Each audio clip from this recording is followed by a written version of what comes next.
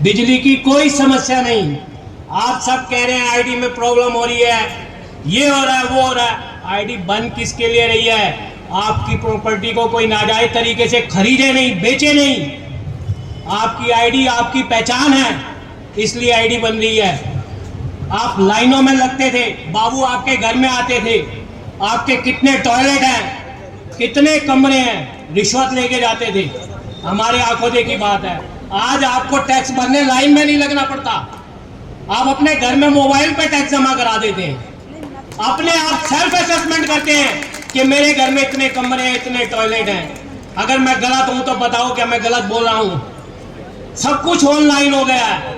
Income tax के नाम पे आपको डराया जाता था, आज इनकम टैक्स वाले किसी को फोन भी नहीं करते हैं, सिर्फ आपसे आपका सबूत मांगते हैं, पेपर मांगते हैं कि इस चीज का ये पेपर दे दो, आपका काम खत्म। जो कुछ भी है, पीएफ के बाबू 2-2 हजार रुपए पीएफ निकालने के नाम पे लेते थे, मैंने देखे अपनी आंखों से लेते हो और मैंने दिए भी हैं। लेकिन आज आप पीएफ के अपने फॉर्म भरते हो, तीसरे दिन पीएफ आपके अकाउंट में आता है। मेरे बुजुर्ग भाई बहन जो पेंशन के लिए धक्के खाते थे, आज पेंशन बारातगंज में बट रही है, आज पेंशन पार्क में बट रही है, कल पेंशन वहां बटेगी। आज आपके बैंक अकाउंट में पेंशन आ रही है। अगर नहीं आ रही हो तो बताओ। मैं कहीं गलत हूं तो मुझे माफ करना, लेकिन मैं देख रहा हूं कि आगे सब कुछ डिजिटल होता जा रहा है और हो सकता है आने वाले टाइम में आपको रजिस्ट्री कराने भी तहसील ना जाना पड़े, घर बैठ के रजिस्ट्री होगी और डिजिटल होगी। आपकी प्रॉपर्टी आईडी आपकी प्रॉपर्टी होगी, किसी और कोई ना उसके ऊपर कब्जा कर पाएगा, ना कोई बेच पाएगा, ना कोई खरीद पाएगा। ये सब कुछ इसीलिए हो रहा है और बहुत अच्छा हो रहा है। आप विश्वास मानो, बीजेपी वो पार्टी है जो कोरोना से सेवा में चली गई और आज तक सेवा करती आ रही है। हमारी पार्टी सेवा वाली पार्टी है, हमारी पार्टी चोरों की पार्टी नहीं है कि हर चीज में दलाली लेगी। अब बाबू आपके पास आएगा, इस चीज के इतने पैसे लगेंगे, आप चंडीगढ़ क्या करने आते हो? वहीं पैसे देके बाबू से काम करा लो।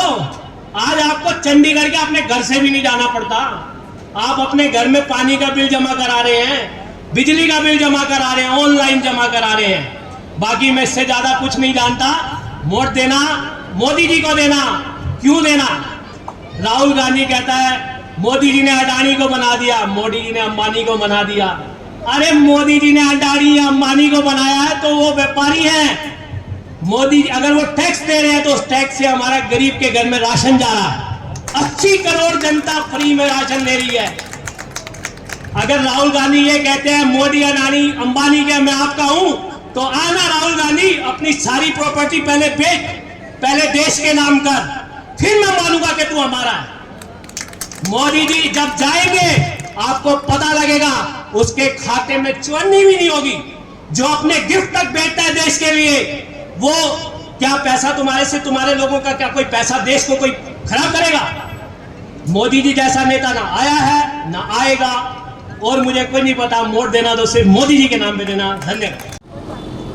आज के इस कार्यक्रम में आयोजक हमारे बड़कल की लोकप्रिय विधायिका, हरियाणा की शिक्षा मंत्री छोटी बहन सीमा त्रिखा जी, आज के कार्यक्रम के आयोजक भाई कुलदीप अरोड़ा जी, सुखविंदर अरोड़ा जी, चंद्र प्रकाश अरोड़ा जी,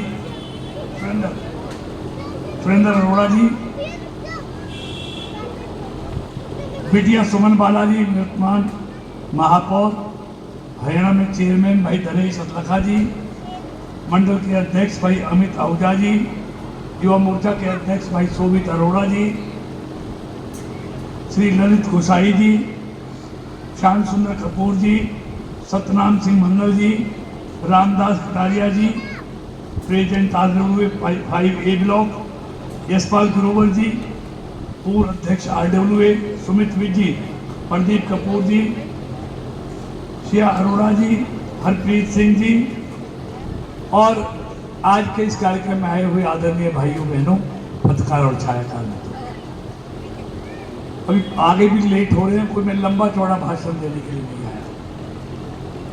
आज से 10 साल पहले आपने भारतीय जनता पार्टी को आशीर्वाद दिया, मोदी जी को देश का प्रधानमंत्री बनाया, मुझे सांसद बनाया, सीमा जी को आपने विधायक बनाया। आप सब मालूम है 10 साल पहले देश की क्या स्थिति थी।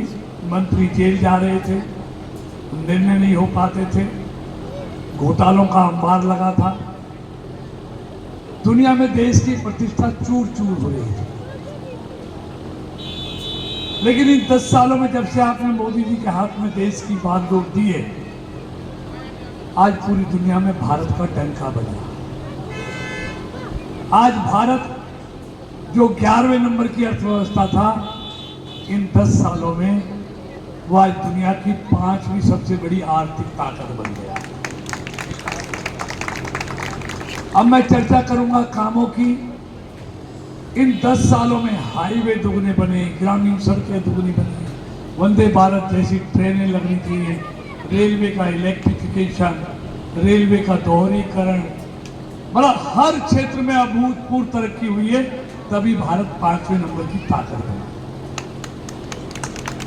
और अब दुनिया के अर्थशास्त्रियों का ये कहना है कि 2028 में भारत जर्मनी और जापान को छोड़ते हुए दुनिया की तीसरी सबसे बड़ी आर्थिक ताकत बन जाएगा। जब 5वीं ताकत बनने के बाद देश में इतना विकास हुआ है, एयरपोर्ट डबल हो गए, university, medical college, MBBS MD की सीटें, ये सब दुगने हुए हैं। और जब तीसरी ताकत बनेगा दुनिया की, तो भारत का क्या विकास होगा इसकी कल्पना करें। और इसके पीछे एक ही कारण है कि मोदी के लिए देश प्रेम है, कि जो कुछ करूंगा देश के लिए करूंगा। आज तभी तो अमेरिका के जैसे देश का राष्ट्रपति मोदी से ऑटोग्राफ मांगता है, ऑस्ट्रेलिया का प्रधानमंत्री बॉस कहता है, इटली की प्रधानमंत्री G20 में आके उनको कहती है कि दुनिया में इनसे ज्यादा लोकप्रिय कोई आदमी नहीं। मैं लंबा चौड़ा नहीं, आप सब अच्छी तरह जानते हैं, मोदी जी नहीं आते तो कश्मीर से धारा 370 हट सकती थी, मोदी जी नहीं आते तो 3 तलाक का कानून आ सकता था, मोदी जी नहीं आते तो दशकों से जो पाकिस्तान और बांग्लादेश में सताए हुए हिंदू, सिख, बौद्ध, जैन जो भारत में आ गए थे शरणार्थी बनकर, उनको कोई नागरिकता दे सकता था। मोदी ने सरकार बनने के बाद उन सबको भारत की नागरिकता दी। अगर मोदी जी नहीं बनते तो 550 साल अयोध्या में राम मंदिर नहीं बना। आप कल्पना करते हैं कि राम मंदिर बन सकता था? राम भक्तों की सरकार बनी तो राम मंदिर बना। आज देश में 2014 से पहले देश में रोज दंगे, कर्फ्यू, बम ब्लास्ट और लावारिस वस्तु वाला विज्ञापन रोज आता था। लेकिन ईमानदारी से बताओ, जब से मोदी जी देश के प्रधानमंत्री बने हैं, कहीं दंगा है, कहीं कर्फ्यू है, कहीं बम ब्लास्ट है, कहीं लावारिस वस्तु नजर आती है? क्यों नहीं आती? कि ये सब कुछ करने वालों को ये मालूम है, अगर गड़बड़ की तो दिल्ली में मोदी और यूपी में योगी बैठे बकसने वाले। आंतरिक सुरक्षा को मजबूत किया, भारत की सीमाओं में। आज चीन कुछ भारत का बिगाड़ सकता है? कुछ नहीं कर सकता। तो भारत एक ताकतवर देश हो गया है। आज पाकिस्तान कुछ कर सकता है? घर में घुस के जब से मारा है। और मोदी जी जो हमारा पायलट अभिनंदन पाकिस्तान की सेना के कब्जे में आ गया था, 24 घंटे में मोदी जी नहीं होते तो उसको कोई वापस ला सकता था? एक बात नहीं है, बहुत बातें हैं। जब भी भारत का कोई व्यक्ति दुनिया में संकट में फंसता है तो उसको परिवार के मुखिया की तरह उसकी चिंता करके उसको वापस भारत लाना, ये मोदी की गारंटी है। खाड़ी के युद्ध हुए तो हर भारतीय को वहां युद्ध से निकाल कर लाया। कोरोना में करोड़ों भारत के लोग दुनिया के देशों में फंस गए थे, फ्लाइटें बंद हो गई थी, घर वाले इंतजार कर रहे थे। मोदी जी ने 70,000 फ्लाइट चलाई और उन फ्लाइटों से सबको भारत में लेके आए। यही नहीं, रसिया और यूक्रेन के युद्ध में 26,000 हमारे बच्चे वहां युद्ध में फंस गए। मिसाइल चल रही हैं, गोले बरस रहे हैं, गोलियां चल रही हैं, रॉकेट दागे जा रहे हैं। जिन माँ बाप के कलेजे के टुकड़े वहां फंस गए, उन पर क्या बीतती होगी। उन सब बच्चों को उस युद्ध से सुरक्षा के साथ निकाल कर लाना और परिवार तक पहुंचाना, ये मोदी है तो मुमकिन है। यही नहीं, अभी सूडान का युद्ध हुआ तो वहां से भी निकाल कर लाना। और हद तो तब हो गई जब कतर में, मुस्लिम कंट्री में, जो भारत की सेना के 7 अफसर जासूसी के केस में फंसा कर उनको फांसी की सजा हो गई। घर वाले इंतजार कर रहे थे कि अब हमारे बच्चे कभी वापस नहीं आएंगे, लेकिन ये मोदी है, ये हमारा अभिभावक है। तभी तो कहता है इस देश के 140 करोड़ लोग मेरे परिवार के सदस्य हैं। इसलिए उन फांसी की सजा भी माफ कराई और उनको वहां से लाकर उनके परिवार के पास पहुंचाने का काम नरेंद्र मोदी ने किया। और अभी अभी आपने देखा इजराइल का पानी का जहाज इराक में कब्जा कर लिया, 17 भारतीय कर्मचारी फंस गए उसमें, लेकिन मोदी उनको भी छुड़ाकर वापस देश में लेके आया। मेरा कहने का मतलब यह है, जब भी भारत का कोई नागरिक दुनिया में संकट में फंसता है तो वो उसको संकट से निकालना मोदी की गारंटी है और वो उसने पूरी की है।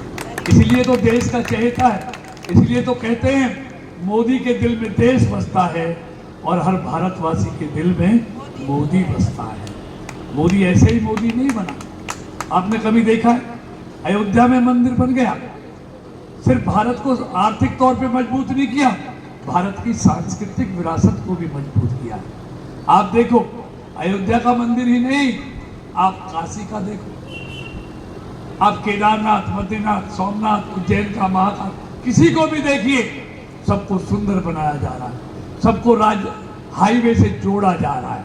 और यही नहीं, आपने देखा होगा पाकिस्तान में ननकाना साहिब के लिए कीरतपुर साहिब कॉरिडोर, एक नया वहां जाने के लिए एक नया कॉरिडोर बनाया। ऐसे मतलब हमारी जो सांस्कृतिक विरासत है उसको भी मजबूत कर रहे हैं।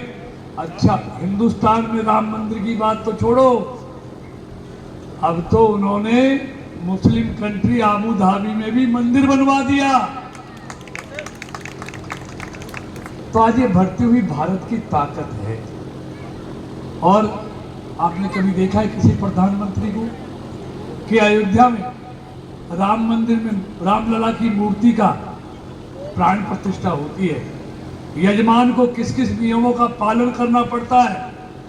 मोदी जी 11 दिन नारियल पानी पे रहते हैं, जमीन पे सोते हैं, तब जाकर प्राण प्रतिष्ठा कराते हैं। नवरात्रों में 9 दिन पानी पे रहते हैं। कभी कोई देखा ऐसा प्रधानमंत्री जो 9 दिन व्रत पानी पे रखे, 11 दिन जमीन पे सो के भगवान रामलला की प्राण प्रतिष्ठा कराई। और इन कांग्रेसियों ने तो सुप्रीम कोर्ट में वकीलों के द्वारा राम मंदिर निर्माण को रुकवाने के लिए कितने हथकंडे अपनाए।